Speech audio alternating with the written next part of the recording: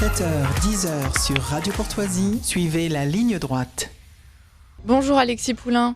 Bonjour. Merci d'être avec nous ce matin. Nos meilleurs vœux pour cette année 2025. Meilleurs vœux, mais oui, pour 2025. Bonne année. Alors ce matin, on fait une émission spéciale sur Jean-Marie Le Pen, vous le savez, et donc je vous proposais d'évoquer avec vous cette réaction de la gauche qui, bien évidemment, ne s'est pas fait attendre. Oui, alors on ne peut pas dire que la gauche souhaite rendre hommage à Jean-Marie Le Pen. Elle a même fêté sa mort avec des apéros géants dans plusieurs villes de France, à République.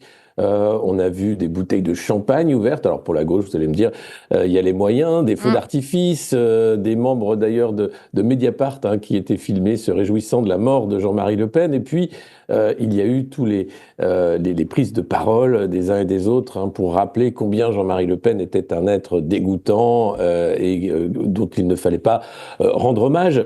Par exemple, vous avez le Premier ministre François Bayrou qui a rendu un hommage, on va dire, discret, en disant au-delà des polémiques qui étaient son arme préférée, des affrontements nécessaires sur le fond, Jean-Marie Le Pen aurait été une figure de la vie politique française. On savait en le combattant quel combattant il était. Eh bien, par exemple, vous avez Alma Dufour, députée de la France Insoumise, qui a dit « Effectivement, on savait quel combattant il était, un tortionnaire de la guerre d'Algérie, un antisémite, adorateur de Pétain, armé d'un poignard de la Waffen-SS. Vous rendez hommage au père pour mieux collaborer avec sa fille. » Et voilà, et c'est toute la journée, ça a été plutôt ce genre de non-hommage, de rappel, bien sûr, des nombreuses polémiques de Jean-Marie Le Pen, de ses dérapages, de ses condamnations, et pour finalement dire que oui, Jean-Marie était mort, mais que le fascisme était bien vivant et qu'il fallait continuer de le combattre. Alors, personnellement, j'ai trouvé ça assez obscène de voir une foule fêter la mort, même si c'est la mort de Jean-Marie Le Pen, d'un ennemi politique.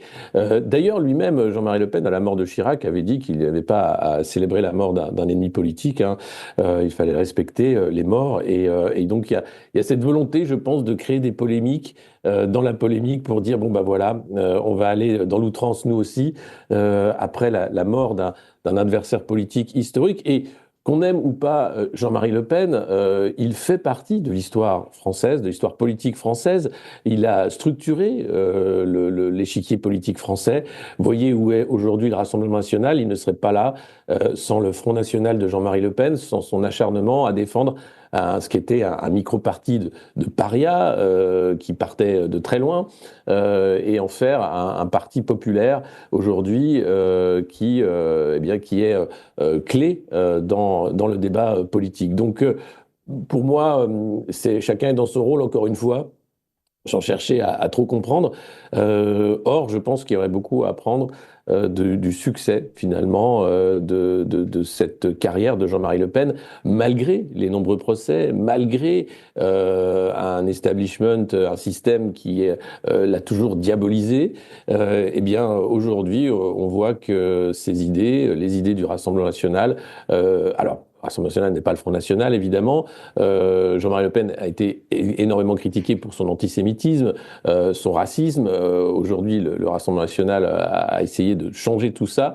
Mais il y a quelque chose quand même d'incroyable dans ce personnage, 96 ans, qui disparaît, et avec lui disparaît une certaine image de la Ve République, de la vie politique française que nous avons connue enfants, plus jeunes, pour les uns et les autres, et aujourd'hui, dont Marine Le Pen est évidemment l'héritière. Et d'ailleurs, Marine Le Pen, je crois à cette heure-ci, n'a toujours pas pris la parole officiellement après la mort de son père, qu'elle a appris dans l'avion en rentrant de Mayotte.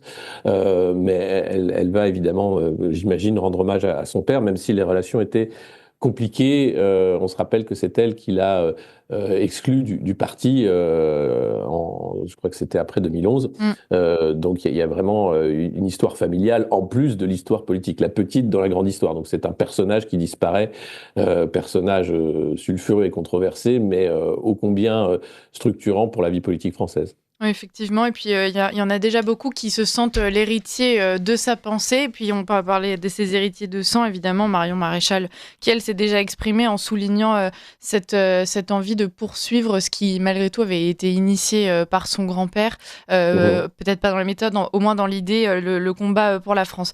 Merci beaucoup, Alexis Poulain, pour cette chronique, ce rappel un peu de ce qu'était Jean-Marie Le Pen, de ce qu'était le Front National. Et puis, le point sur cette presse, évidemment, qui s'illustre une fois de plus par sa bassesse. Merci et puis à la semaine prochaine.